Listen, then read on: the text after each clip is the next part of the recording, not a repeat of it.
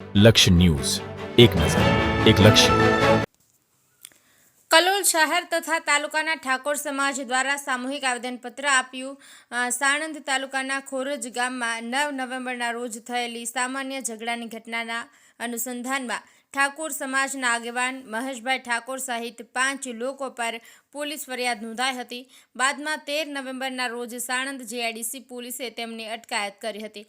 સમાજના આગેવાનોના આક્ષેપ મુજબ તપાસના બહાને મહેશભાઈ ઠાકોર સહિત અન્ય લોકોને ડીવાયએસપી ઓફિસ ખાતે લઈ જતા શારીરિક અત્યાચાર કરવામાં આવ્યો હતો તેમજ ઢોરમાર મારવામાં આવ્યો હતો, જે ગેરકાયદેસર હોવા ઉપરાંત માનવ અધિકારોનું ઉલ્લંઘન હોવાનું સમાજ દ્વારા જણાવાયું છે. આ ઘટનાને પગલે ઠાકોર સમાજમાં ભારે રોષ જોવા મળી રહ્યો છે. ત્યારે સમાજના કલોલ તાલુકાના આગેવાનો એકત્રિત થઈ કલોલ મામલતદારને સામૂહિક આવેદનપત્ર આપ્યું અને જે તે અધિકારી નોકરી પર રાજીનામા આપે અને તેમની પર શિક્ષાત્મક પગલાં ભરાય તેની માંગ કરવામાં.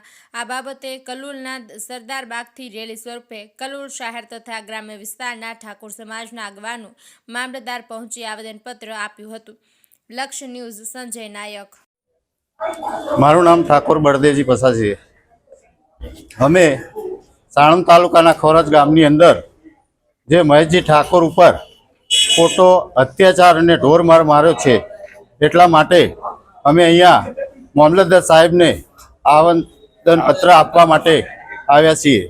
અને અમારી જે માગ એ છે કે જે એમને ઠાકોર સમાજ ઉપર અત્યાચાર કર્યો છે, તો જે બી પોલીસે કે જેને કર્યો હોય તેમને તાત્કાલિક સસ્પેન્ડ કરે એવી અમારી માગ છે.